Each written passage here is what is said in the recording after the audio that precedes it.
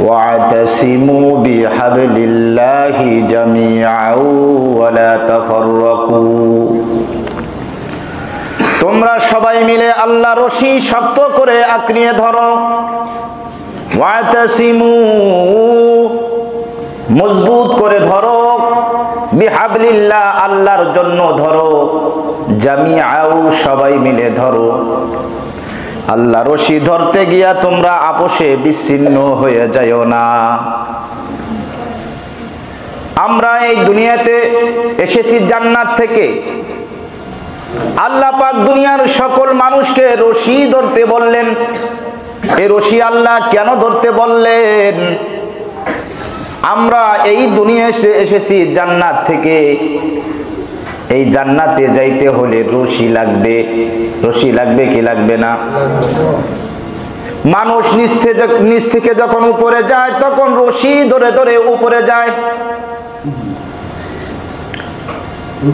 আমরা এই দুনিয়াতে যেহেতু জান্নাত থেকে এসেছি আমাদের আব্বা জান আদম আলাইহিস সালাতু ওয়াস সালাম আম্মা জান হাওয়া আলাইহিস সালাতু ওয়াস সালাম জান্নাতেই ছিলেন ওইখান থেকে আবার দুনিয়াতে এসেছেন আমরা এখন এই দুনিয়াতে আসি আমাদের জান্নাতের বাড়ি থেকে অনেক দূরে আছি আমাদের জান্নাতের বাড়িটাই হলো আসল বাড়ি এই আসল বাড়ির ঠিকানা আমাদের আগে জানতে হবে ও দুনিয়ার মানুষ আজকে মানুষ আসল বাড়ির ঠিকানা জানে না যার কারণে মানুষ আজকে দুনিয়ামুখী আল্লাহমুখী থেকে দুনিয়ামুখী হয়ে গেছে মৃত্যুর মাধ্যমে মানুষ আসল বাড়ির ঠিকানায় চলে যাবে কবরের মাধ্যমে কবর জগতের মাধ্যমে মানুষগুলো আসল বাড়ির ঠিকানায় চলে যাবে মরণ তো অবশ্যই আসবে অবশ্যই একদিন এই দুনিয়া থেকে আমাদের সকলের চলে যেতে হবে কি হবে না মরণ যেদিন আসিবে আমারও নসিবে সঙ্গের সাথী কেউ হবে না তা কি জানো না মরণ ভীষণ যন্ত্রণা ঠিক নেবে ঠিক চারজনে চার কাঁধে করে নিবে কবরের পারে চির বিদায় দিবে সবজনা রেওয়া বুঝবো না চির বিদায় দিবে সবজনা সবাই তোমায় ছেড়ে যাবে নবীজি পাশে থাকিবে সবাই তোমায় ছেড়ে যাবে নবীজি পাশে থাকিবে খাঁটি প্রেমিক বিনে তাকে চিনবে না আছে বর্ণনা মরণ ভীষণ যন্ত্রণা মরণ ভীষণ যন্ত্রণা মরণ যেদিন আসিবে আমারও নসিবে মরণ যেদিন আসিবে আমারও নসিবে সঙ্গের সাথী কেউ হবে না তা কি জানো না মরণ ভীষণ যন্ত্রণা ঠিক নেবে ঠিক আজ দুনিয়ার মানুষ আসল বাড়ির ঠিকানা জানে না না জানার কারণে আজকে দুনিয়ামুখী আমাদের আসল বাড়িটা আছে উপরের দিকে কোথায় আছে উপরের দিকে কোথায় আছে আল্লাহ পাক বললেন ইনদা সিদরাতিল মুনতাহা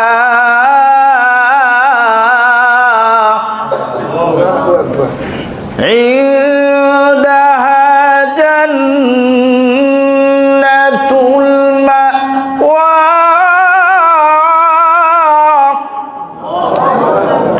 ইনদা সিদরাতিল মুনতাহা ইনদাহা জান্নাতুল মাওয়া সিদরাতুল মুনতাহার নিকটে আমাদের আসল বাড়ি সাত আসমান পাড়ি দিয়ে এরপরে যে কত দূরে আল্লাহ পাক ছাড়া আর কেউ জানে না আমাদের আদি পিতা আদম আলাইহিস সালাতু ওয়াস সালাম আমাদের আম্মা জান হাওয়া আলাইহিস সালাতু ওয়াস সালাম এখানেই ছিলেন এখান থেকে আবার দুনিয়ায় এসেছেন আসল বাড়ি আসল ঠিকানা থেকে অনেক নিচে আছি এখন আমাদের উপরে যাইতে হইলে আমাদের আসল বাড়ি যাইতে হইলে আসল ঠিকানায় যদি আমরা যাইতে চাই তাহলে আমাদের রশি ধরে ধরে উপরে যেতে হবে সবচেয়ে সহজ পদ্ধতি হলো রশি ধরে উপরে যাওয়া আল্লাহ পাক যে আমাদেরকে আসমানি কিতাব নামে কোরআন দিয়েছেন। এই কোরআনকে আল্লাহ পাক বললেন এটা একটা রশি, এই রশি যদি শক্ত করে ধরতে পারো গো, আমি আল্লাহ একদিন এই রশি ধরে টান মারবো, সুদা তোমাদের আসল ঠিকানা আসল বাড়ি জান্নাতের মধ্যে পৌঁছায়া দিব। সুবহানাল্লাহর আওয়াজে তো আসতে জোরে সে সুবহানাল্লাহ। আসল বাড়ি ঠিকানা যাইতে চাই কি চাই না? তাহলে জান্নাতে যাইতেও চাই, এবার সুবহানাল্লাহ আসতে কম, ওইটা তো হয় না। কিছু পেতে হলে কিছু দিতে হয়। যত সুবহানাল্লাহর আওয়াজ বাড়াই দেব আল্লাহ আমাদের প্রতি খুশি হয়ে যাবেন। সুবহানাল্লাহ। সূরা আলে ইমরানের 103 নম্বর আয়াতে আল্লাহ পাক যে রশি ধরতে বললেন, অধিকাংশ তাফসীরের কিতাব খুললে দেখা যায় তাফসীরগণ বলেন হাবিলিল্লাহিল কুরআন। আল্লাহু আকবার। আল্লাহর রশির নাম হলো আল কোরআন। আল্লাহর রশির নাম কি? আল কোরআন। এই কোরআনকে আল্লাহ পাক কেন রশি বললেন? এই কোরআনকে আল্লাহ এই জন্যই রশি বললেন, এই রশি ধরে ধরে আমাদের উপরে যেতে হবে। এই রশিটা যদি ধরতে চান তাহলে আঙ্গুল 5টা লাগবে। কয়টা লাগবে? 4 আঙ্গুল দিয়ে যদি ধরেন তাহলে শক্ত হবে না, 3 আঙ্গুল দিয়ে ধরলেও টাইট হবে না, শক্ত হবে না। আর যদি 5টা আঙ্গুল দিয়ে ধরো তাহলে রশি ছিঁড়ে যাবে কিন্তু হাত ছুটে যাবে না। কথা ঠিক নেবে ঠিক? আল্লাহ পাকের রশি আল্লাহ পাক ধরতে বললেন। আমাদের আসল ঠিকানায় আসল বাড়ি যাইতে হইলে রশি ধরে আমাদের আসল ঠিকানায় যাইতে হবে। আল্লাহ পাক আমাদেরকে রশি ধরতে বলছেন, এই 5টা আঙ্গুল দিয়ে রশি ধরতে হবে। 1 নম্বর আঙ্গুলের নাম হলো আকাইদ। 1 নম্বর আঙ্গুলের নাম কি? 2 নম্বরের আঙ্গুলের নাম হলো ইবাদাত। 3 নম্বর আঙ্গুলের নাম হলো মুআমালাত। 4 নম্বর আঙ্গুলের নাম হলো মুআশারাত। 5 নম্বর আঙ্গুলের নাম হলো আখলাক।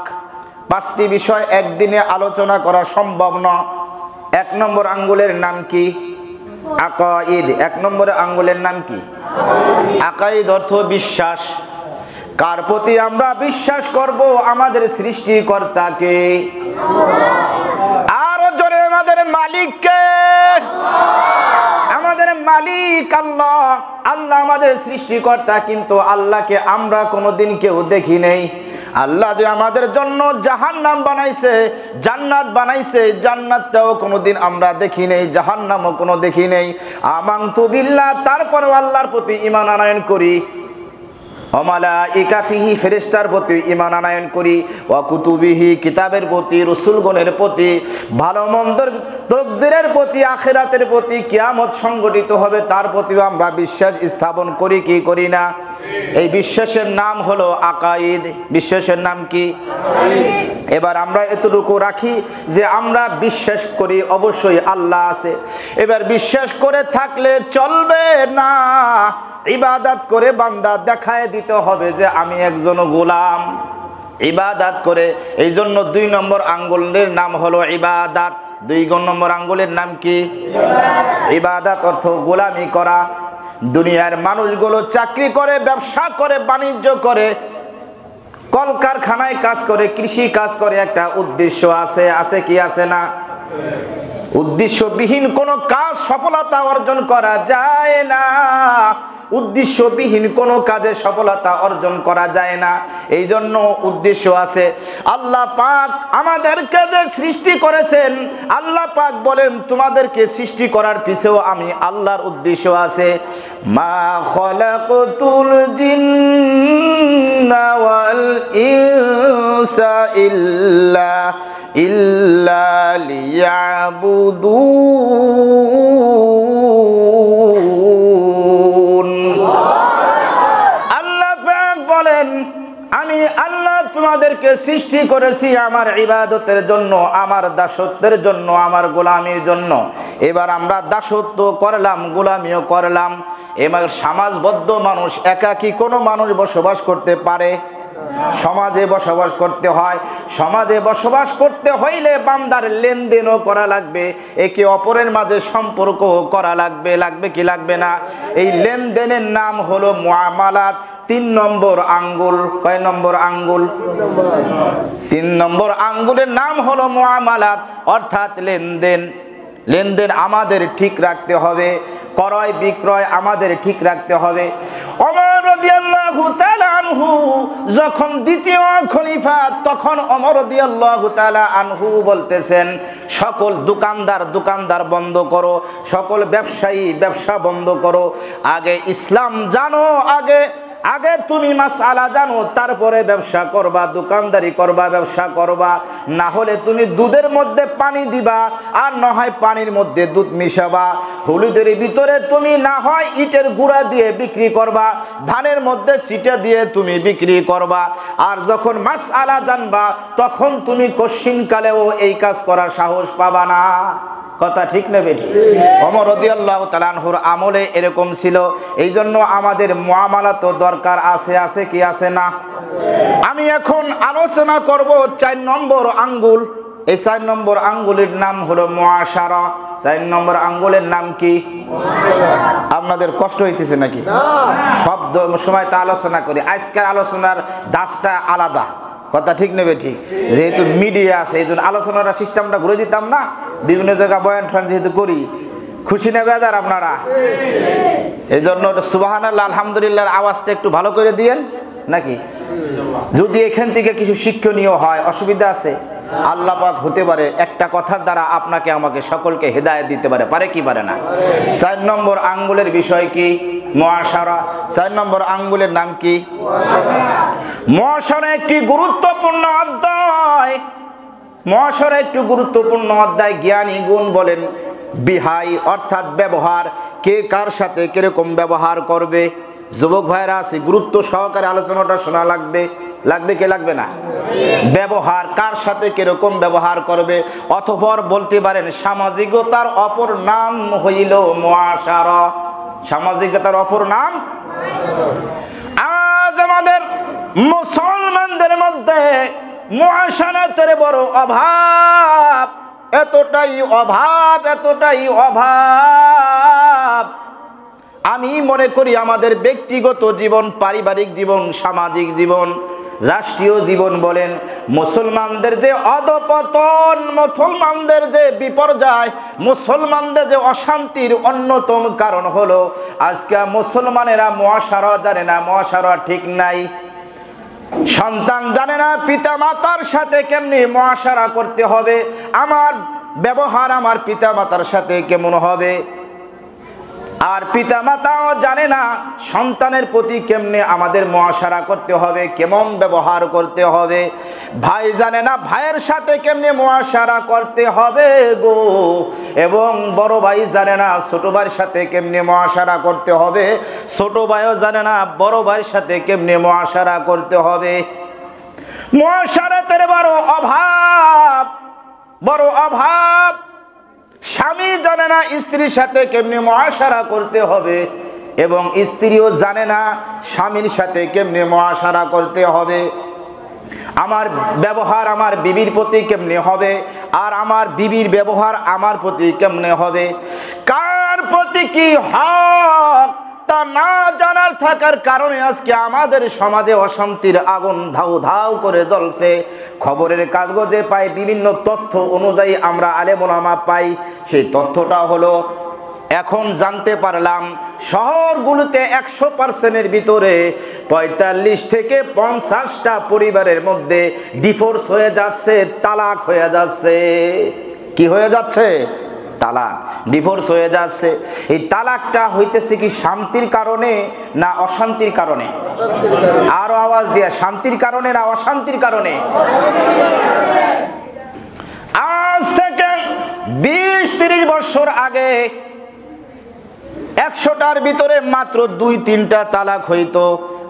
আজ 20-30 বছর পরে এসে দেখতে পাই, 20-30 বছর পরে এসে দেখতে পাই আমরা 100%-এর ভিতরে 50%ই তালাক হয়ে যাচ্ছে, ডিভোর্স হয়ে যাচ্ছে। এই তালাক কি আবার যুবকদের মাঝে হচ্ছে না বুড়ো বুড়ির মাঝে হচ্ছে? যুবক যুবতীর মাঝে, বুড়ো বুড়ির মাঝে হইতেছে না। কারণ বুড়ো তো বুড়িকে ছাড়া একটা রাতও থাকতে রাজি না, একটা দিনও থাকতে রাজি না। কথা ঠিক না বেঠিক? বুড়ো বুড়ির মাঝে যে ভালোবাসা মহব্বত আছে তার 10 ভাগের 1 ভাগ যুবক যুবতীর মাঝে নাই।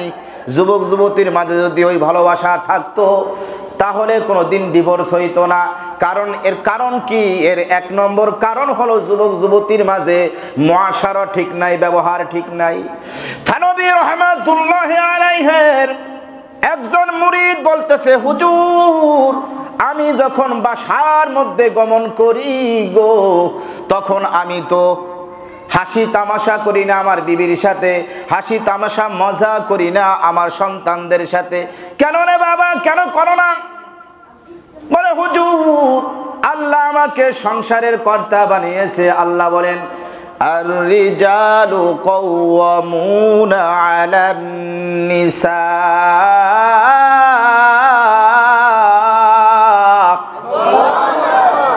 আল্লাহ পাক আমাকে সংসারের কর্তা বানিয়েছেন।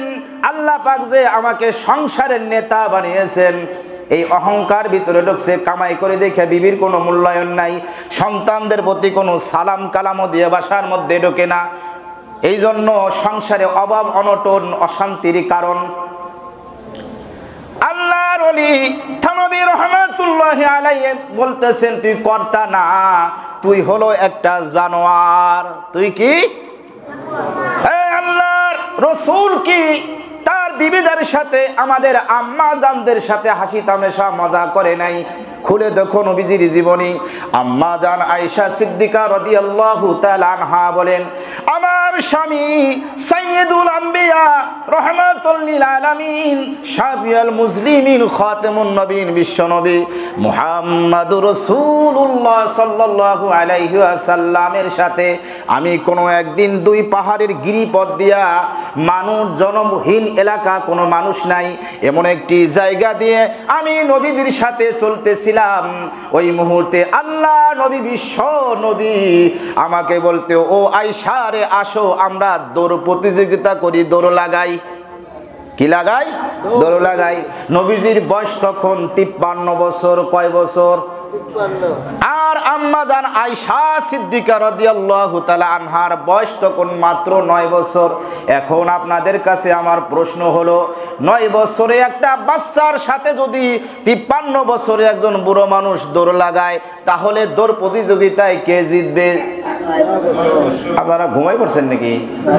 আরো আওয়াজ দিয়ে কে জিতবে? 9 বছরের বাচ্চা জিতবে। আম্মা জান আয়েশা সিদ্দিকা রাদিয়াল্লাহু তাআলা আনহা বলেন, যখন নবীজি আমাকে বললেন আসো দৌড় লাগাই, ওই মুহূর্তে আমি আর দেরি করি নাই, আমিও দৌড় দিছি, নবীজিও দৌড় দিল। দেখা যাইতেছে নবীজি পিছনে পড়ে গেছে, আর আমি আয়েশা নবীজিকে পিছনে ফেলে আগে চলে গেছি। সুবহানাল্লাহ। আম্মা জান আয়েশার আগে কি নবীজি যাইতে পারতো কি পারতো না? কিভাবে পারতো? এই তথ্যটাও আমাদের জানা দরকার। নবীজি কি 53 বছর হয়ে গেছে বিদায় আমাদের মতো বুড়ো হয় নাই, আমাদের মতো দুর্বল হয়ে গেছে মনে করেন তা নয়। বুখারী শরীফের হাদিসের মধ্যে আছে, আনাস ইবনে মালিক রাদিয়াল্লাহু তাআলা আনহু বলতেছেন, আমরা সাহাবীরা কোনো এক মজলিসের মধ্যে আপোষের মধ্যে আলোচনা করতেছিলাম। এই কথাটি যুবক ভাইদের জন্য অত্যন্ত জরুরি। দিলের কান লাগায়া শোনো রে ভাই, দিলের কান লাগায় দাও। যখন আসছো সকলের মুখ তো আমার সিনা মুখ। আল্লাহ নবী সাহাবীরা আলোচনা করে, আল্লাহ নবীর শরীর মুবারকের মধ্যে আল্লাহ পাক এমন শক্তি দিয়েছেন, জান্নাতি 40 জন যুবকের শক্তি মহান আল্লাহ দিয়ে দিয়েছেন।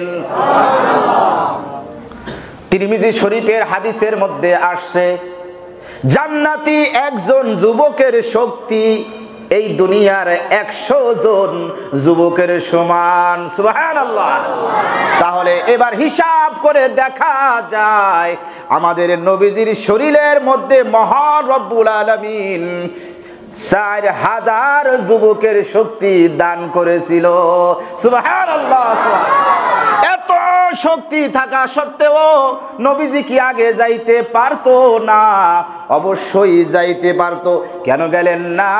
নবীজি বলেন, আমি আয়েশার মুখে একটু হাসি দেখতে চাই। কারণ নবীজি মুআশারা জানতেন, আমার আয়েশা একটু হাসুক, এটাই আমি চাই। আয়েশার মুখে হাসি দেখার জন্য নবীজি আগে না গিয়ে পিছে পড়ে গেছেন। কেমন মুআশারা! এবার আম্মা জান আয়েশা সিদ্দিকা রাদিয়াল্লাহু তাআলা আনহা আগে গিয়ে পিছনের দিক ফিরে তাকাইছেন নবীজির দিকে। ও নবীজি, আপনি জিতলেন না নবীজি? পিছনের দিকে যখন তাকাইছে, নবীজি আবার মুস্কি একটি হাসি মেরে আয়েশার দিকে তাকাইয়া পরাজয়টা মেনে নিলেন। কি মেনে নিলেন?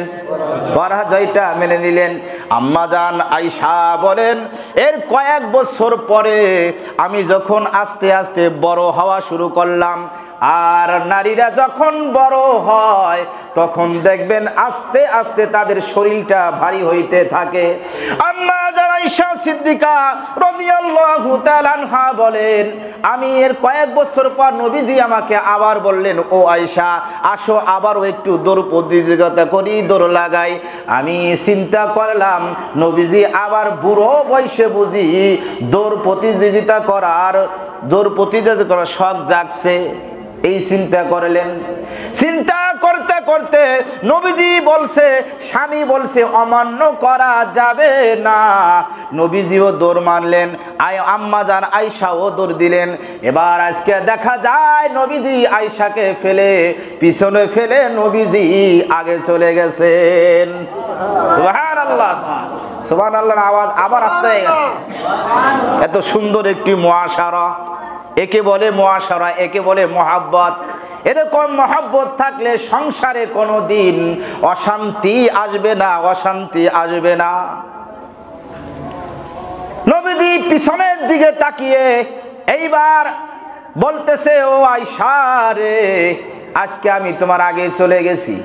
আগে চলে গিয়ে বলতেছে, আমি ওই দিনের পরাজয়ের প্রতিশোধ নিয়ে নিলাম। সুবহানাল্লাহ! স্বামী স্ত্রীর মাঝে কেমন সম্পর্ক! আল্লাহ পাক বলেন, ওয়া মিন আয়াতিহি আন খালাকা লাকুম মিন আনফুসিকুম আজওয়াজাল লিতাসকুনু ইলাইহা وَجَعَلَ بَيْنَكُمْ مَوَدَّةً وَرَحْمَةً। আল্লাহু আকবার। আল্লাহ পাক বলেন, আল্লাহ পাকের নির্দেশ হলো, হ্যাঁ পুরুষেরা, তোমাদের মধ্য থেকে তোমাদের স্ত্রীদেরকে আমি বানিয়েছি লিতাসকুনু ইলাইহা। আমার নির্দেশ হলো তোমাদের স্ত্রীদেরকে তোমাদের মধ্যে থেকে বানাইছি। এবার তোমাদের অনেক জিম্মাদারি আছে, দায়িত্ব আছে, কর্তব্য আছে। এই দায়িত্ব পালন করতে গিয়া, এই নির্দেশ পালন করতে গিয়া তুমি মাথার ঘাম পায়ে ফেলানোর জন্য, টাকা ইনকামের জন্য কৃষি খামারে কাজ করবা, কল কারখানায় তুমি কাজ করবা, মিলে চাকরি করবা, তুমি ব্যবসা করবা, বাণিজ্য করবা, চাকরি করবা। তুমি বড় বড় চাকরি ব্যবসা বাণিজ্য করতে গিয়া তোমার সকাল টু সন্ধ্যা শ্রম দিবা, আর মাথার ঘাম যখন পায়ে ফেলাবা, আমি মহান রব্বুল আলামিন তোমার বাসার মধ্যে এমন একটি নেককার ফরেজগার বিবি রেখে দিয়েছি।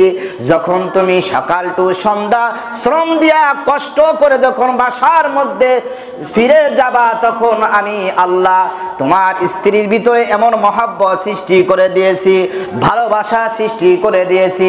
ফরেজগার স্ত্রী তোমাকে যখন রিসিভ করবে গো, আর তুমি রিসিভ করার সাথে সালাম দিয়ে দিবা, আর যখন বলবা বিবি তোমার উপর শান্তি বর্ষিত হোক, এই দোয়া যখন তুমি পড়বা, বিবি মুস্কি একটা হাসি দিয়ে তোমাকে যখন সালামের উত্তর দিয়ে রিসিভ করে বাসার মধ্যে নিয়ে যাবে, তোমার মধ্যে এমন একটি শান্তি আসবে। এই কোরআন শরীফের এই আয়াতের ভাষায় লিতাসকুনু ইলাইহা, সঙ্গে সঙ্গে তোমার মধ্যে একটি জান্নাতের আবহাওয়া আল্লাহ সৃষ্টি করে দিবেন। লিতাসকুনু ইলাইহা, তুমি জান্নাতি একটা মজা অনুভব করতে পারবা, না জান্নাতি একটা আরামদায়ক অনুভব করতে পারবা। একে বলে মুআশারা। একে বলে কি? মুআশারার বড় অভাব আজকে আমাদের সমাজে। মুআশারাতের বড় অভাব, এতটাই অভাব। আজকে আমরা বাসার মধ্যে ঢুকি, সালাম নাই। আজকে আমরা বাসার মধ্যে ঢুকি, বিবিও সালাম দেয় না, স্ত্রীও স্বামীও সালাম দেয় না, সন্তানদের মাঝে কোনো মহব্বত ভালোবাসা নাই, একে অপরের মাঝে কোনো ভালোবাসা নাই। সংসারে অভাব আসবে, নয়তো সুখ আসবে কেমনে? টাকা থাকলেই খালি সংসারে সুখ পাওয়া যায় না। সুখ দেওয়ার মালিক কে? আল্লাহ। হুজুর কামাই করি কিন্তু বরকত নাই। বরকত কেমনে আসবে? বরকতের বন্ধ করার ষড়যন্ত্র তো আমি নিজেই করেছি, কারণ আমি ওই আমলগুলো করি না। বাসার ভিতরে কোনো কোরআন তেলাওয়াত নাই, বাসার ভিতরে একে অপরের মাঝে মহাব্বত নাই, স্বামী স্ত্রীর মাঝে ভালোবাসা নাই, যার কারণে অশান্তির কারণ আছে। বরকতের কোনো আশা করা যায় না। বরকত কাকে বলে? বরকত এমন একটা জিনিস, টাকা সম্পদ দিয়ে কেনা যায় না। আপনি মনে করতে পারেন হুজুর বরকতের কথা বলতেছেন, আমি তো অর্থ কামাই, টাকা কামাই, কিন্তু আমার সংসারের ভিতরে তো কোনো শান্তি নাই। 5 ওয়াক্ত নামাজও পড়ি, কিন্তু আমার পার্শ্ববর্তী একটা ব্যক্তি, তিনি তো নামাজও পড়ে না, দেখি পাজারো গাড়িতে চড়ে, দেখি 10 তলায় বিল্ডিং এর মালিক, টাকা পয়সার অভাব নাই, কিন্তু মাগার আপনি জানেন না তার দিলের মধ্যে কোনো শান্তি নাই। এইটা জানেন? এটা তো আপনি জানেন না। একটু বললে আপনি বুঝবেন। শহরের মধ্যে বসবাস করে, তার বিদেশের মধ্যে থেকে বাতি, সুন্দর সুন্দর দামি বাতি, ফুল বাতি এনে লাগাইছে, দেখলে চোখ জুড়ে যায়, আরাম লাগে। বাড়িটা সুন্দর, এলাকার ভিতরে ওই বাড়ির মতো আর কোনো আরামদায়ক বাড়ি নাই। বাড়ি থেকে যখন বের হয়, পাজারু গাড়িতে বের হয়, তার স্ত্রীর মতো সুন্দরী ওই এলাকার ভিতরে সুন্দরী স্ত্রী নাই। ইমাম সাহেব জিজ্ঞাসা করে, ভাইজান আপনার তো অর্থের কোনো অভাব নাই, 10 তলা বিল্ডিং এর মালিক, আপনার বিল্ডিংটা এত সুন্দর, এই এলাকার ভিতরে এত সুন্দর বিল্ডিং আর কারো নাই। আপনার বিল্ডিং এর দিকে তাকাইলে চোখ জোড়ায়া যায়, আপনার গাড়ির দিকে তাকাইলেও তো দেখি চোখ জোড়ায়া যায়। ভাইজান একটা প্রশ্ন আমি করতে চাই, আপনার মুখের মধ্যে কখনো দেখি একটু হাসি নাই? কেন রে ভাই, কেন হাসি নাই? কারণটা কি? বলে হুজুর আপনি যখন জিজ্ঞাসা করছেন, আপনার কাছে বলতে হয় হাসি তো আমার আসে না, কারণ হাসি তো অন্তর থেকে দূর হয়ে গেছে। কেন রে ভাই? মানুষ দুনিয়ায় অর্থের জন্য তার মুখে হাসি থাকে না। অর্থ না থাকলে তার মুখে হাসি নাই, টাকা না থাকলে তার মুখে হাসি নাই, গাড়ি নাই, বাড়ি নাই, এই জন্য হাসি থাকে না। কিন্তু আপনার তো সব আসে, আপনি কেন হাসেন না? কয় হুজুর আপনার কাছে বলা যায়, আমি যখন রাতের মাঝে ঘুম যাই, তখন আমার বিবির সাথে আমি এক বেডে আজ থেকে 15 বছর পর্যন্ত ঘুম যাই না। এত আরামদায়ক বাসা, এত সুন্দর বিছানা, এয়ার কন্ডিশন ফিটিং করা, বাতিগুলো দেখলে চোখ জুড়ে যায়, অথচ একসাথে ঘুম যায় না বিবির সাথে। এইবার আপনি নিজে নিজে ব্যাখ্যা করেন তো, তার ভিতরে বরকত আছে না অবরকত? শান্তি না অশান্তি? অশান্তি। আমার বিশ্বাস হয় আমি যখন ঘুম যাব, তখন আমার বিবি আমাকে বালিশ চাপা দিয়ে মেরে ফেলবে, এই বিশ্বাস। হুজুর আমি বিভিন্ন কাজে ব্যস্ত থাকি, বাড়ি গাড়ি যেহেতু বেশি, হিসাব করতে করতেও টাকার দেরি হয়। কিয়ামতের ময়দানে তার হিসাব সহজ হবে যার টাকা কম, যার পয়সা কম। কথা ঠিক নেবে ঠিক? সম্পদ যার কম তার হিসাব সহজ হবে। হুজুর হিসাব করতে করতে অনেক রাত্রে 11টা বেজে যায়, 12টা বেজে যায়, বাসায় আসি দেখি বিবি মাত্র নাইট ক্লাব থেকে এই মাত্র ফিরলো। নাউজুবিল্লাহ। আরো আসতে পার নাউজুবিল্লাহ। কি একটা অবস্থা! এই যে হক নষ্ট করা, চিন্তা করছেন এটা বরকত আছে না অবরকত? শান্তি না অশান্তি? এবার আপনাকে আরেকটা ঘটনা বলে আমি আপনাদেরকে বরকতের ব্যাখ্যা করতে চাই। আব্দুর রহমান গরিব একটা মানুষ, রিক্সা চালক, কিন্তু নামাজি রিক্সা চালক, বেনামাজি রিক্সা চালক না। অনেক রিক্সা চালকের, যদি রিক্সা চালকের রিক্সায় উঠি বিড়ির গন্ধে তার কাছে থাকা যায় না, নামাজও পড়ে না, নামাজ আজান দিলেও নামাজে যায় না। গরিব বানাইছে কে লাইগা? শুকরিয়া তো আদায় নাই। কথা ঠিক না বেঠি? এমন আব্দুর রহমান আবার এমন গরিব নাই, নামাজি গরিব। কি গরিব? নামাজি গরিব। নামাজি গরিব। আব্দুর রহমান সকালে ফজরের নামাজ আদায় করে ওই মুসল্লায় বসে থাকে। কোন সময় ইশাকের টাইম হবে, ইশাকের নামাজ পড়ে আল্লাহর কাছে কান্দে, আল্লাহ আমার সংসারের ভিতরে তুমি বরকত দাও, স্বামী স্ত্রীর মাঝে মিল মহব্বত সৃষ্টি করে দাও। দোয়া করে এবার স্বামী স্ত্রীর ঘরের ভিতরে গেছে, কিছু নাস্তা করে বের হয়ে গেছে, পেট্রোল মারে আর জিকির করে। আল্লাহ পাক বলে, আব্দুর রহমান তুই যে দুপুর পর্যন্ত কাজ করবি, সকাল পর্যন্ত কাজ করবি, সকল কাজগুলো তোর নফল ইবাদতের ভরপুর করে দিব। সংসার জীবনের মধ্য থেকেও আল্লাহকে পাওয়া যায়, সংসার ছেড়ে না, সংসার মধ্য থেকেও আল্লাহকে পাওয়া যায়। বিবি বাচ্চার জন্য ইনকাম করবেন, আপনি সদকার সওয়াব পাবেন। আব্দুর রহমান দুপুরের মাঝে বাসায় আসবে, স্ত্রী রেডি হয়ে আছে, কোন সময় আমার স্বামী আসবে। স্বামী যখন এসে বেলটা বাজিয়ে দিল, রিকশার বেল, এবার স্ত্রী দৌড়াইয়া তালের ফাঁকা নিয়ে আছে, স্বামী গো বসেন, অনেক কষ্ট করে এসেছেন আমাদের জন্য, আপনি অনেক কষ্ট করেন। স্বামী আপনার মাথা থেকে পা পর্যন্ত দেখি ঘামে ঘামে বিবৃত হয়ে গেছে, ঘামে ঘামে কষ্ট পাইতেছেন, আসেন একটু তালের পাখা দিয়ে বাঁকা বাতাস করি। স্বামীকে যখন বাতাস করতেছিল, এবার স্ত্রী তার আঁচলটা নিয়ে স্বামীর কপালটা মুছে আর বলে, আমাদের জন্য আপনি অনেক কষ্ট করেন, এবার আপনি বরকতের ব্যাখ্যা করেন। কোটি টাকাওয়ালার বরকত আর গরিব রিকশাওয়ালা আব্দুর রহমানের কতটা বরকত। এবার যখন আজান হয়ে যায়, স্ত্রী বলে, স্বামী গো আজান দিয়ে দিচ্ছে, আর নয়, আপনি এবার মসজিদে চলে যান। গোসল করে মসজিদে যায়, স্ত্রী তাড়াতাড়ি করে দস্তরখানা বিছায়া খানার জন্য খানা রেডি করে আসেন। আমরা তো দস্তরখানার আমলও করি না, কথা ঠিক করি আমরা আমল? দস্তরখানা এমন একটি বরকত, শিয়াল কুকুরেও খানা খায়, জানোয়ারেও খানা খায়, আমরা তো মানুষ। আল্লাহ পাক আমাদেরকে সৃষ্টির সিরাজি বানাইছেন, অথচ খানা খাওয়ার সময় আদব মতো খানা খাই না, যার কারণে সংসারের ভিতরে বরকত নাই। এর কারণে বরকত নাই। দস্তরখানা বিছাইয়া খানা খাইতে হবে, সুন্নত তরিকায় খানা খাইতে হবে।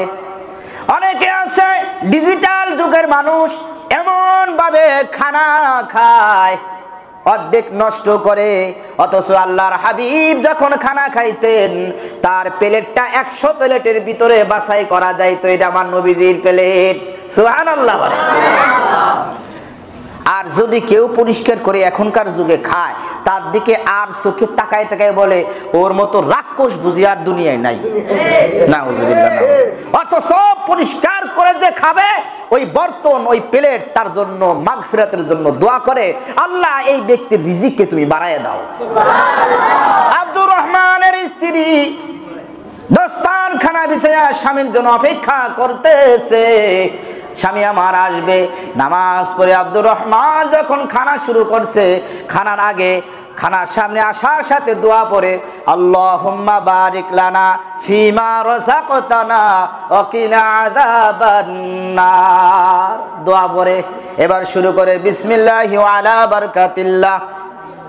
আল্লাহ কয়, ও আব্দুর রহমান, সকালে নামাজ পড়েছো, আমার ইবাদত করার পরেও তুমি আমার নবীদের সুন্নত মতো খানা খাইলা, তোর যত ইবাদত আছে সকল ইবাদত কবুল করে নেব, তোদের বরকতি হাওয়া আমি আল্লাহ জারি করে দেব। কেমন বরকত দেব? ওয়ালাউ আন্না আহলাল কুরা আমানু ওয়াত্তাকাউ লাফাতাহনা আলাইহিম বারাকাতিন মিনাস সামা।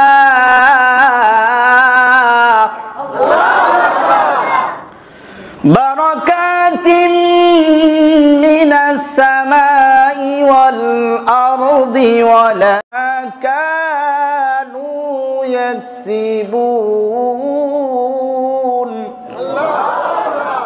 আল্লাহ পাক বলেন, আব্দুর রহমান তোর চেহারা দেখতেও সুন্দর নয়। আল্লাহ পাক আব্দুর রহমান নামটা কিন্তু এই আয়াতের ভিতরে নাই, কিন্তু আল্লাহ পাক কি বলে দেখেন। আল্লাহ পাক বলে ওয়ালাউ আন্না আহলাল কুরা আমানু আত্তাকাউ লাফাতাহনা আলাইহিম। আল্লাহ পাক বলেন কোন মানুষ কালো হোক, দলা হোক, ফর্সা হোক, কোন মানুষ ধনী হোক অথবা গরিব হোক, কোন মানুষ ফকির হোক অথবা টাকাওয়ালা হোক, কালো চামড়া হোক, সাদা চামড়া হোক, ওই ব্যক্তির ভিতরে যদি ঈমান আর তাকওয়া থাকে, কি থাকে? ঈমান আর তাকওয়া। ঈমান অর্থ বিশ্বাস, আর তাকওয়া অর্থ আল্লাহর ভয়। এই দুই জিনিস যদি থাকে, আমি মহান রব্বুল আলামিন বারাকাতিম মিনাস সামাই ওয়াল আরদি, আসমান এবং জমিনের বরকত সমূহ তার জন্য খুলে দিব। সুবহানাল্লাহ। পাইছেন আল্লাহর কথা? কোন সূরার ভিতরে? সূরা আরবের 96 নম্বর আয়াতে। মোবাইলে আজকে যায় সার্চ দিবেন, সূরা আরবের 96 নম্বর আয়াতে এই কথাটা আল্লাহ পাক বললেন, এ বান্দা তুই যেরকমই হও না কেন, খাটো হও লম্বা হও তাতে অসুবিধা নাই, শহরের মানুষ হও অথবা গ্রামের মানুষও যদি হও, যদি দুইটা জিনিস তোমার মধ্যে থাকে, ঈমান আর তাকওয়া, আমি রব্বুল আলামিন তোমার বরকতি হাওয়া জারি করে দিব। আব্দুর রহমানের স্ত্রী, এবার ঘরের ভিতরে কোনো এয়ার কন্ডিশন নাই, আব্দুর রহমানের স্ত্রীর ঘরের ভিতরে কোনো এসি নাই। এবার স্বামী খায় আলু ভর্তা আর ডাল দিয়ে খায়, সামান্য একটি ভাজি করেছে, বলে স্ত্রী গো এমন মজার খানা বাহিরে খায়ও শান্তি পাই না, তোমার হাতের খানা মনে হয় জান্নাতি খানা খাইলাম। সুবহানাল্লাহ, আস্তে কর। এত মজার খানা মজা দিছে কে? মজা দিছে আল্লাহ। এই যে খানা খাই, খানা খাওয়ার পরে আরো মজা লাগে, মজাই লাগে, মজাটা দিছে কে? অনেকজনে সামান্য ভাত খায়, কয় হুজুর খাইতে পারি না। আল্লাহ পাক তার রিজিকের তালা মাইরা দিছে, খাওয়ার মতো কোনো শক্তি নাই। লক্ষ কোটি টাকার মালিক থাকা সত্ত্বেও খাইতে পারে না, কারণ রিজিকের ঘরে আল্লাহ তালা মেরে দিছে। আর যে ব্যক্তির মধ্যে বরকত দিয়ে দিছে, ওই ব্যক্তি আলু ভর্তা ডাল দিয়ে খাইলেও তার মজা লাগে। বরকতের মালিক কে? আল্লাহ। এই জন্য আপনি এইবার ওই শহরের কোটিপতি আর আব্দুর রহমানের সাথে মিলান বরকতের ব্যাখ্যা। ومن آياته أن خلق لكم من أنفسكم أزواجا لتسكنوا إليها وجعل بينكم مودة ورحمة। আল্লাহ পাক বলেন তোমাদের বিবিদেরকে তোমাদের মধ্য থেকে বানিয়েছি, যখন তোমাদের বিবিরা তোমাদের সাথে মুআশারা করে কথা বলবে, ভালো ব্যবহার করবে, তুমিও স্ত্রীর সাথে ভালো ব্যবহার করবা, সঙ্গে সঙ্গে আমি রব্বুল আলামিন বরকতি হাওয়া তোমাদের জন্য জারি করে দিব। এই হলো বরকত, স্বামী স্ত্রীর সম্পর্ক। এমন সম্পর্ক আল্লাহ নবী, বিশ্ব নবী হীরা গুহার মধ্যে একাকী নির্জন জায়গা বসে আছেন। আল্লাহ নবী, বিশ্ব নবী কোনদিন জিবরাইলকে দেখার নাই। এই যে প্রথম জিবরাইল আমিন নবীজির কাছে এসেছেন, দেখা মাত্রই নবীজি আচমকা উঠলেন, ভয় পেয়ে গেলেন। আজব একটি জায়গা হীরা গুহা, নির্জনে নবীজি বসে আছেন। এমন সময় জিবরাইল এসে নবীজিকে নবুয়ত এবং রিসালাতের সর্বপ্রথম দাওয়াত দিলেন। নবুয়ত আর রিসালাত যে কত দামি, কত ভারী। জিবরাইল আমিন বললেন ইকরা, নবীজি বললেন মা আনা বিকাইন, আমি পড়তে জানি না। ফাগত্তানি, নবীজি বললেন জিবরাইল আমিন তার বুকের সাথে আমার বুকটাকে চাপ দিলেন, এমন জোরে চাপ দিলেন, হাত্তা বালাগনি ইন্নি জুহুদা, এমন জোরে চাপ দিলেন যেন আমার বুকটা ফেটে যাইতেছে, হাড্ডিগুলো যেন চুরমার হয়ে যাইতেছে। একটা চাপ দিলেন, ছেড়ে দিলেন, আরেকটা চাপ দিলেন, ছেড়ে দিলেন। তিনটা চাপ দেওয়ার পরে নবীজি এবার পড়া শুরু করে দিলেন। সুবহানাল্লাহ। এক হলো জিবরাইল আমিনের দর্শন, 2 নম্বরে 2 নম্বরে নবুয়তের জিম্মাদারি, এটা ভারী জিনিস। 3 নম্বরে এইমাত্র কালামে ইলাহি নাজিল হয়েছে, এই 3টা ভারী জিনিস। কালাম যে কত ভারী, আল কোরআন যে কত ভারী, এটা আমাদের এই সম্পর্কে আমাদের জানার দরকার আছে কি আছে না? আপনাদের কষ্ট হইতেছে? একটু জিকির করেন, লা ইলাহা ইল্লাল্লাহ, লা ইলাহা ইল্লাল্লাহ, লা ইলাহা ইল্লাল্লাহু মুহাম্মাদুর রাসূলুল্লাহ সাল্লাল্লাহু আলাইহি ওয়াসাল্লাম। কালাম যে কত ভারী, কত ভারী। আল্লাহ পাক বললেন, ইন্না সানুলকি আলাইকা কওলাম সাকিলা। আল্লাহ পাক বলেন কালাম এত ভারী, এত ভারী। আল্লাহ পাক বলতেছেন কালামকে অনেক ওজনওয়ালা, ভারীওয়ালা বানিয়েছি আমি। কেমন ভারী? আম্মা জান আয়েশা সিদ্দিকা রাদিয়াল্লাহু তাআলা আনহা বলেন, আল্লাহ নবীর কাছে যখন আল কোরআন নাজিল হইতো, শীতের মৌসুম, অনেক শীতে যখন কোরআন নাজিল হইতো, আল্লাহ নবী, বিশ্ব নবী রহমাতুল লিল আলামিনের মাথা মোবারক থেকে পা মোবারক পর্যন্ত এমন কোন পশম মোবারক নাই রে যেইখান থেকে মুক্তার দানার পরিমাণ, মুক্তার দানার মতো নবীজির ঘাম মোবারক বের হইতো না। সুবহানাল্লাহ। যায়েদ ইবনে হারিসা রাদিয়াল্লাহু তাআলা আনহু বলেন, আল্লাহ নবী কোনো এক সময় আমার রানের উপরে মাথা দিয়ে ঘুমাচ্ছিলেন, আর আমি দেখতে পারলাম আস্তে আস্তে নবীজির মাথাটা এমন ভারী হইতেছে, ভারী হইতেছে, এমন ভারী হইতেছে, ভারী হইতে হইতে আমি এক পর্যায়ে দেখতে পারলাম নবীজির এই মাথাটার ভারে যেন আমার রানের হাড্ডিগুলো যেন চুরমার হয়ে যাইতেছে। আমি বুঝতে পারলাম আল্লাহ এই মুহূর্তে ওহী নাজিল করেছেন। জিবরাইল আমিন এই মুহূর্তে কোরআন শরীফ নাজিল করতেছেন, যার কারণে আমার হাড্ডি যেন ভেঙে যাওয়ার উপক্রম হয়েছে। সুবহানাল্লাহ। এই কোরআন কাদের প্রতি নাজিল হয়েছে? আমাদের প্রতি। কোরআন কত দামি, কোরআন কত দামি। মরুভূমির জাহাজ বলা হয় উটকে, উটের পিঠে আপনি অতক্ষণ পর্যন্ত বোঝা বহন করতে পারবেন। কতক্ষণ পর্যন্ত? উটের 4 পায়ের নিচে 4টি ইট দিয়া দেন, অতক্ষণ পর্যন্ত ওই তার উপরে আপনি বোঝা বহন করতে থাকেন। যতক্ষণ পর্যন্ত পায়ের নিচে উটের পায়ের নিচে ইটটা ভেঙে না যাবে, অতক্ষণ পর্যন্ত আপনি শুধু বোঝা বহন করতে থাকেন, কিন্তু উটের কোনো ক্ষতি হবে না। কিন্তু আল্লাহ নবী, বিশ্ব নবী, রহমতের নবী যখন উটের পিঠে সওয়ার হইতেন, ওই মুহূর্তে যখন আল্লাহর কোরআন নাজিল হইতো, সঙ্গে সঙ্গে ওই উটটি জমিনের মাঝে লুঠায়া পড়তো। আল্লাহু আকবার। এই কোরআন শরীফের সাথে নিজেদের থাকা দরকার আছে কি আছে না? কোরআনের সাথে সম্পর্ক করলে সেও দামি হয়ে যায়। রিহালটা এক জঙ্গলের মাঝে কাঠ হিসেবে ছিল, রিহালটা জানে না যে আমি কোন কাজে ব্যবহার হইতে পারে টয়লেটের কাজে দরজা হয়ে গেছে, অথবা হইতে পারে যে তার অন্য খারাপ কাজে ব্যবহার করছে, ঘরের কাজেও ব্যবহার করতে পারত। কিন্তু যখন ওই জঙ্গলের কাঠকে রিহাল বানিয়ে যখন কোরআন শরীফের নিচে দেয়, এত দামি হয়, দুনিয়ার কোনো কাঠে টাচ লাগলে, পা লাগলে কেউ সালাম করে না, চুমু দেয় না। আর যখন ওই রিহালটা পা লেগে যায়, সঙ্গে সঙ্গে চুমু দেয়, বুকে নেয়। সুবহানাল্লাহ। ওই দর্জির ঘরের কাপড় এত দামি কখন হয় জানে না, সে আমাকে কোন কাজে ব্যবহার করবে। কোন কাফেরের জামার গায়ে বানায়, বেঈমানের কাপড় আমার গায়ের কাপড় বানায়া দেয়, নাকি ইমানদারের কাপড় বানায়, ওই কাপড়টি জানে না। কখন দামি হয়? যখন ওই কাপড়টা কোরআন শরীফের গিলাফ হয়ে যায়। আর তখন ওই গিলাফটা যদি কোনো মানুষের পায়ে একটু টাচ লাগে, সঙ্গে সঙ্গে বুকে লাগায় চুমো দেয়। এটা আমার আল্লাহর কোরআনের মুজিজা, আল্লাহর কোরআনের সাথে থাকার কারণে সম্পর্ক হয়েছে।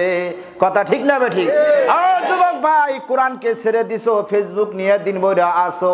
কোরআনকে ছেড়ে দেওয়ার কারণে কিন্তু আজকে আমরা অধঃপতন, সমাজের মধ্যে অশান্তি কিন্তু কোরআন ছেড়ে দেওয়ার কারণে। আমার আলোচনা হলো মুআশারা। আমার আলোচনা কি? আমি আলোচনা করব এই কোরআনটা যখন নবীজির কাছে নাজিল হয়, নবীজি কিন্তু হীরা গুহার উপরে আছেন। নবীজির কাছে যখন এই কোরআন নাজিল হয়, ভয় ভীতি টেনশন নিয়ে নবীজি সর্বপ্রথম কার কাছে গেলেন এইটা জানা দরকার। মুআশারা কাকে বলে? নবীজি দুনিয়ার অন্য কোনো মানুষের কাছে গেলেন না, গেলেন নবীজি তার স্ত্রীর কাছে। কার কাছে? আম্মা জান খাদিজাতুল কুবরা রাদিয়াল্লাহু তাআলা আনহার কাছে যখন গেলেন, তার চাচা আবু তালেব তখন জীবিত আছিলেন। প্রীত স্নেহ ভালোবাসা দিয়ে নবীজিকে লালন পালন করেছিলেন, এত ভালোবাসতেন, সেই ভালোবাসার বর্ণনা শেষ করা যাবে না করে। কিন্তু চাচার কাছে গেলেন না, আম্মা জান খাদিজাতুল কুবরার কাছে গিয়ে নবীজি বলতেছেন, জাম্মিলুনি জাম্মিলুনি লাকাদ খাশিতু আলা নাফসি।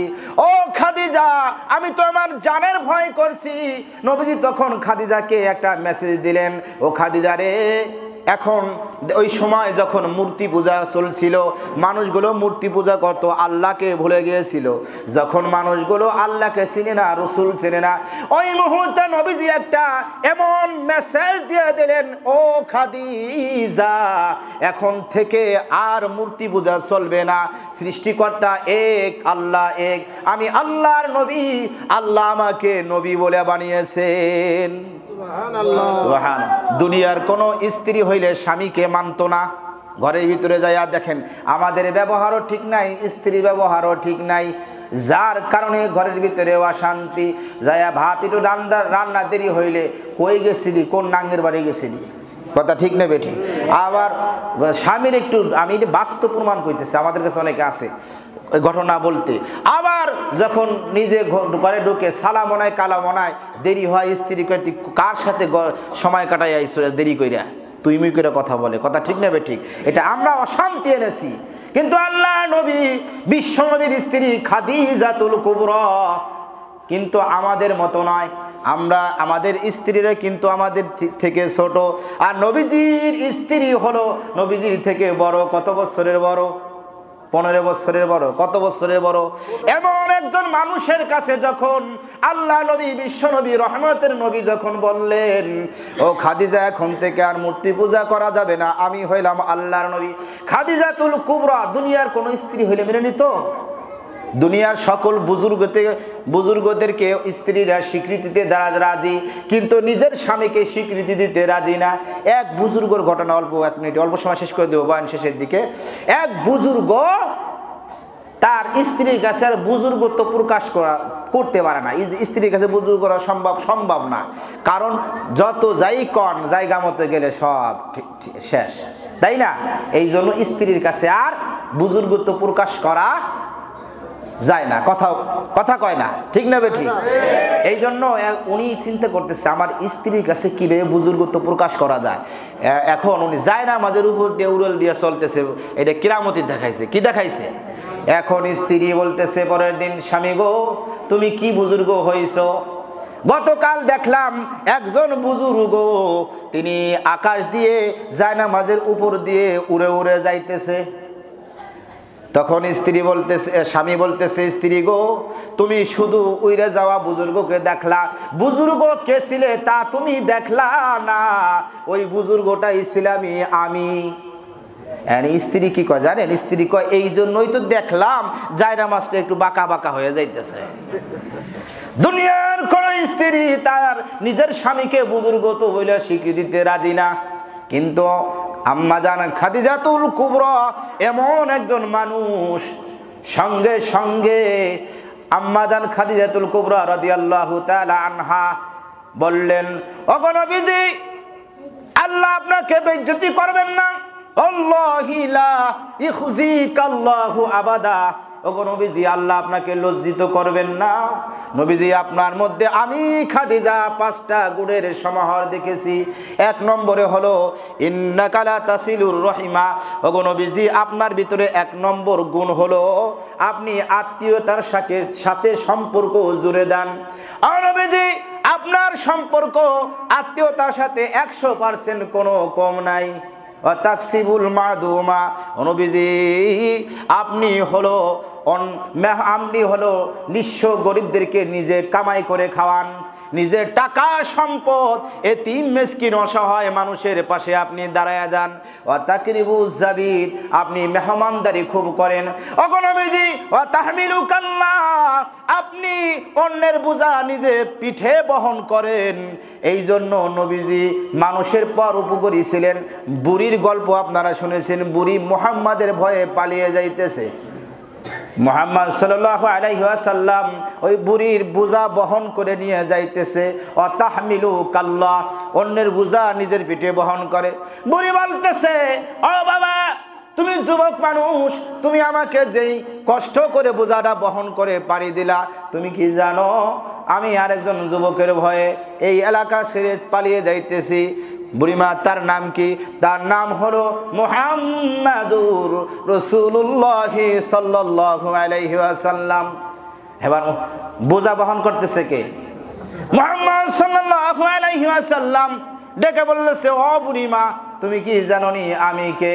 তুমি যেই মুহাম্মাদের ভয়ে পালিয়ে যাচ্ছ রে বুড়িমা, আমি হইলাম সেই মুহাম্মাদুর রাসূলুল্লাহ সাল্লাল্লাহু আলাইহি ওয়াসাল্লাম। বুড়ি এবার মুহাম্মাদের কি করলো এত সময় দেখছে একটা যুবক, এবার চেহারার দিকে তাকাইছে। আজকে একটা আমল আপনারা নেন, মুহাম্মাদুর রাসূলুল্লাহ সাল্লাল্লাহু আলাইহি ওয়াসাল্লামের চেহারা মোবারক দিকে যে সমস্ত কাফের তাকাইছিল তারা সঙ্গে সঙ্গে ঈমান আনয়ন করে ফেলছে। কারণ নবীদের অন্তরের মাঝে কিরণমালা ছিল, নূর ছিল, কি ছিল?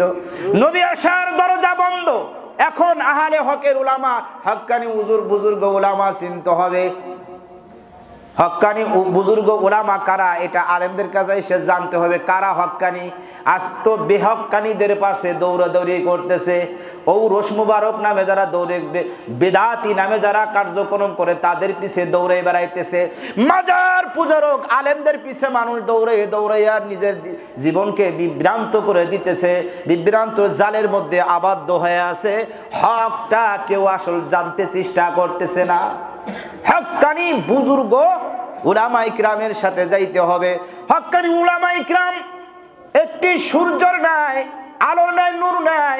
দুনিয়ার বুকে মানুষ যখন গুনাহ করে এই গুনাহগারের গুনাহ মাফ হয় দুই ভাবে। দুনিয়ার বুকে নাপাকও দূর হয় দুই ভাবে। নাপাক দূর হয় দুই ভাবে। জমিনের মাঝে দুবলার মাঝে যখন প্রসাব করে দেয় ওই মুহূর্তে কিন্তু নাপাক হয়ে যায়, কিন্তু বৃষ্টির পানি যখন পড়ে তখন ওই নাপাক দূর হয়ে যায়। বৃষ্টির পানি নাই, বৃষ্টির পানি হইতেছে না হুজুর, তাহলে নাপাক দূর হবে কেমনে? সূর্যের কিরণ মালায় ওই জমিনের নাপাক দূর হয়ে যায়, পাক হয়ে যায় জমিনটা। সুবহানাল্লাহ। গুনাহগারের গুনাহ দুই ভাবে মাফ হয়। এই যে হক্কানি বুজুর্গ উলামায়ে কিরামের চেহারার মুবারকের দিকে যখন তাকাবেন সঙ্গে সঙ্গে গুনাহগার গুনাহ করেছে তার দিল পরিষ্কার হয়ে যায়, গুনাহ মাফ হয়, দিলের পরিচ্ছন্নতা আসে, রহমতের বৃষ্টির নাই। আরেকভাবে আসে, এই যে মজলিসে বসছেন, আমি বক্তা যাই হই না কেন আমার জবান দিয়ে মহান রব্বুল আলামিন আল কোরআনের বাণীগুলো বের করে দিতেছে। এটা আমার অহংকার নাই, এটা আমার মাওলার গর্ব, এটা আমার মাওলার অহংকার না। এই জন্য আপনারা চেহারার দিকে তাকায় আছেন, শুনতেছেন। এই শোনার কারণে গুনাহগারের গুনাহ দিল মাফ হয়। কোরআনের আলোচনা শুনলে গুনাহগারের দিল সাফ হয়, পরিবর্তন আসে। আল্লাহ নবীর চেহারা মুবারকের দিকে বুড়ি যখন তাকাইছে, যেই মানুষে বলছে মুহাম্মদ এরকম এরকম, কিন্তু তোমার মতো বালক আমার জীবনে আর কোনোদিন দেখি নাই। তুমি যদি মুহাম্মদ হও আর দেরি নয়, আমি আর বুড়ি পালায়া যেতে চাই না। তোমার হাতে হাত দিয়া এখন আমি পড়ে নিব লা ইলাহা ইল্লাল্লাহু মুহাম্মাদুর রাসূলুল্লাহ। আল্লাহ। এই ছিল আমাদের নবী মুহাম্মদ সাল্লাল্লাহু আলাইহি সাল্লামের গুণ ছিল। নবীজি বলতেছেন, খাদিজাতুল কুবরা রাদিয়াল্লাহু তাআলা আনহা আম্মা জান বলতেছেন, নবীজি আপনার ভিতরে আরেকটা গুণের সমাহার আছে, সেটা তাআনু আলা নাওয়াইবুল হক। নবীজি আপনি জুলুমকারী মজলুমের পাশে দাঁড়ায়া যান। যে মানুষগুলো জুলুমের মধ্যে শিকার হন, আপনি তাদের মধ্যে শামিল হয়ে যান। বর্তমান প্রেক্ষাপটে আমরা প্রত্যেকটি মানুষই এলাকার জুলুমের শিকার। আর আমার আলোচনা হলো মুআশারা। আজকে আমাদের মধ্যে মুআশারা ঠিক নাই। ঠিক না থাকার কারণে সংসারে অশান্তি, সমাজে অশান্তি। যারা পরে সেদিন মুআশারা অর্থ জেনে নেই।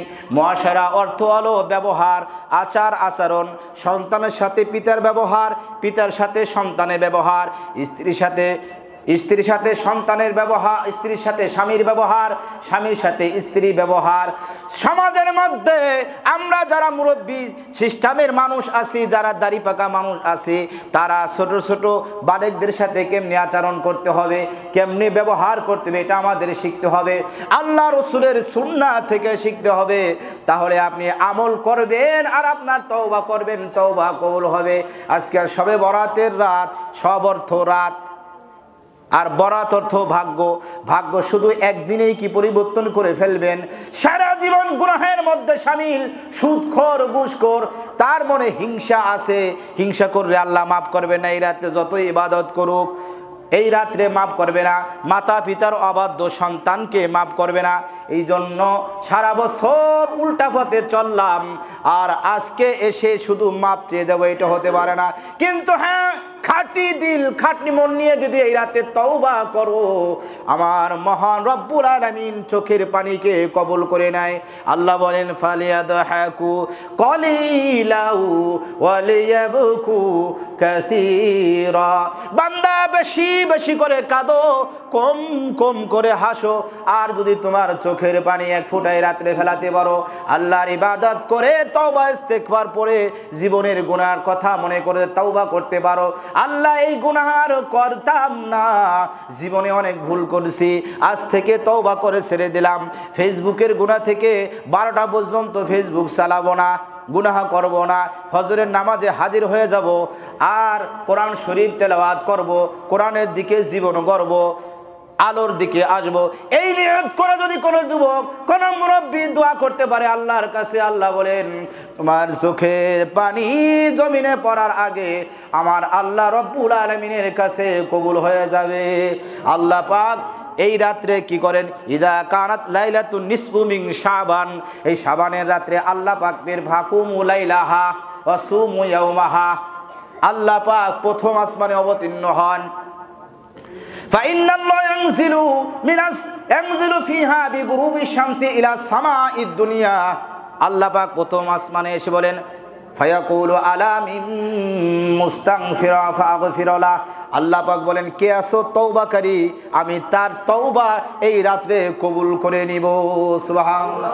আলা মিন মুস্তারজিকিন আরযুকাহু, কে আছো রিজিকের অভাবের মধ্যে পড়ে আছো, সংসারে আয় উন্নতি নাই, বরকত নাই, তুমি তওবা করে এই শবে বরাতের রাতে আমি আল্লাহর কাছে দোয়া করবা, আমি তোমার সংসারের মধ্যে রিজিক বাড়ায়া দিব। সুবহানাল্লাহ।